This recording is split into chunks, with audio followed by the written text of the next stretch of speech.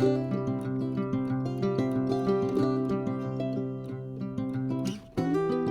everybody, welcome back to the channel. As always, doesn't matter who you are or how you found us, we're glad you're here. Today, going to start a two-part series on heat and energy, or energy and heat. So stay tuned for the second part coming up. But so for centuries, man used fire as the primary source of heat or energy. So for cooking as well as staying warm, things like that. So modern equivalent being electricity. It's not so much, we don't heat with fire in our houses for the most part anymore. Don't run our furnaces off of fire. We don't cook over an open fire. So electricity in some way, shape, or form, whether it be you have an electric stove, an oven, or the starter on your gas stove is electric.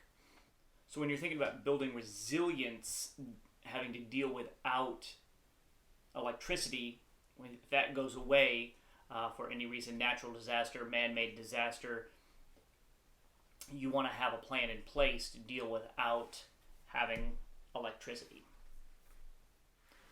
Probably the number one thing you could do if you're starting from zero on the scale of preparedness would be power goes out. Maybe it's just somebody hit a power pole down the road. Maybe it's routine maintenance on the system. But power goes out, and it's going to be a short thing, is building a no power kit or a blackout bag. That's something that's going to have, it's going to be a designated spot in the house. It's going to have batteries in it with flashlights, so extra batteries, flashlights, maybe some candles, a barbecue lighter for lighting those candles, Chem lights, things like that to get you through that blackout period. Maybe some batteries to charge your phone off of if you wanted to keep that in there. But something really basic like that, building that no power kit or blackout bag.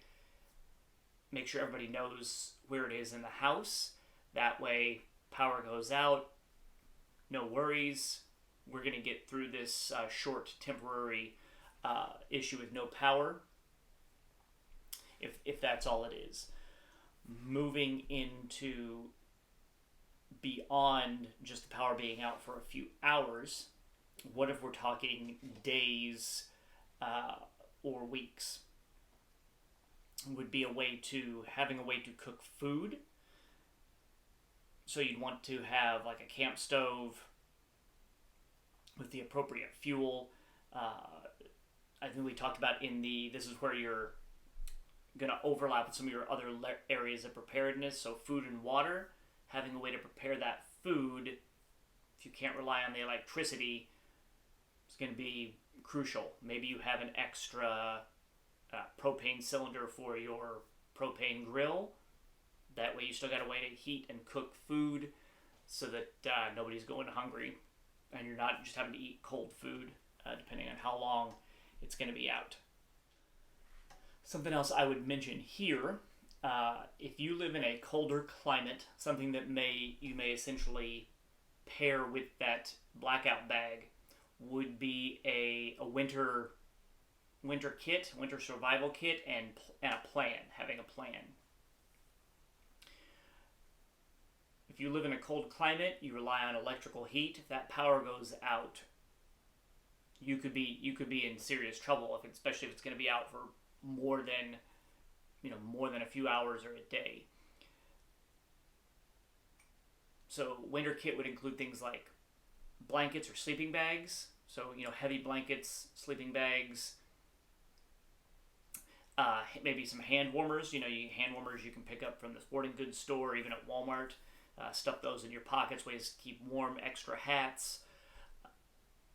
Go get your winter coat, things like that. But having that available and in one place where you know where it is a good start. Also, a plan. My plan would be power goes out in the dead of winter. freezing outside, we're going to have, the whole family's going to essentially kind of arrange in one room to sleep so that we're sharing that body heat, and we're not having to worry about trying to heat a whole house. We are just heating one room. There's a number of ways you can do that. But there are non-electric space heaters out there that either run on ethanol or propane, small propane cylinders or other things.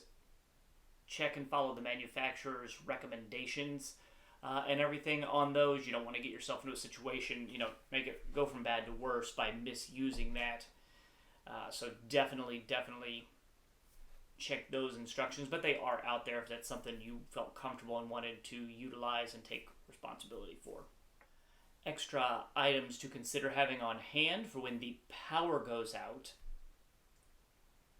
would be extra batteries, so AA, AAA, those common types of batteries, so that you can, replace batteries in flashlights or other appliances, things that take batteries. So also batteries for things that are specific to you that you use regularly. If they're unique batteries like hearing aid, something like that, you may want to keep a few extra of those on hand so you don't run into having to deal without that, as well as the power being out. Most of us rely on electricity to heat the water that we use. So if we're having to heat water on a camp stove, why not just use paper plates, plasticware, things like that to eat off of, so you're not having to use water or that extra energy to heat things to wash dirty dishes. So, disposable cups, paper plates, plasticware, extra paper towels, stuff like that. That way, you just throw it away at the end, and you're not using those other resources.